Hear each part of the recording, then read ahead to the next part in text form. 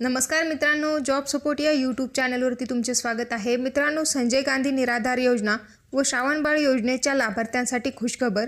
या योजनेच्या लाभार्थ्यांना राज्य शासनामार्फत जे अनुदान दिले जाते ते अनुदान आता लाभार्थ्यांच्या खात्यामध्ये थेट डीबीटी मार्फत जमा केले जाणार आहे। त्यासाठी लाभार्थ्यांना 30 मे पर्यंत तलाठी कार्यालयामध्ये काही डॉक्युमेंट जमा करायचे आहेत। काय डॉक्युमेंट जमा करायचे आहेत ते या ठिकाणी पाहूयात।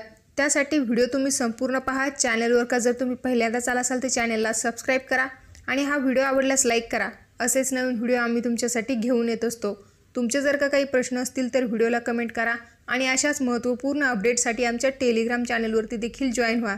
चला तर व्हिडिओला सुरुवात करूया। मित्रांनो, शासनाकडून निराधार व्यक्तींना विविध योजनांच्या माध्यमातून महिन्याकाठी ठराविक मानधन अदा केले जाते।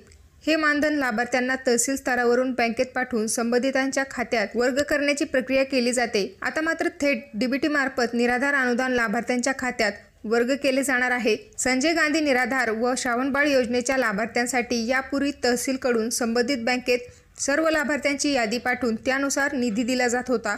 तो निधी बँकेकडून संबंधित लाभार्थ्यांच्या खात्यामध्ये वितरित केला जात होता। या प्रक्रियेस विलंब होत होता, त्यामुळे वयोवृद्ध लाभार्थ्यांना अनुदानासाठी बँकेमध्ये वारंवार जावे लागत होते। मात्र आता निराधारांना अनुदान थेट डीबीटी मार्फत मिळणार असल्याने निराधारांची हेळसांड थांबून बँक कर्मचाऱ्यांची कसरत थांबणार आहे।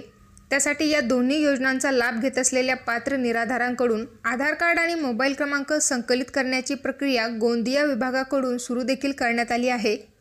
त्यामुळे आता संजय गांधी निराधार अनुदान योजना व श्रावणबाळ निवृत्तीवेतन योजनेच्या लाभार्थ्यांना मासिक मानधन हे थेट डीबीटी प्रणालीद्वारे त्यांच्या खात्यामध्ये वितरित केले जाणार आहे। मित्रांनो, पाहू शकता या ठिकाणी संजय गांधी निराधार योजना व श्रावणबाळ निवृत्तीवेतन योजनेचा लाभ घेत असलेल्या लाभार्थ्यांनी येत्या 30 मे पर्यंत आधार कार्ड व मोबाईल क्रमांक तलाठी यांच्याकडे देण्याच्या सूचना देण्यात आल्या आहेत।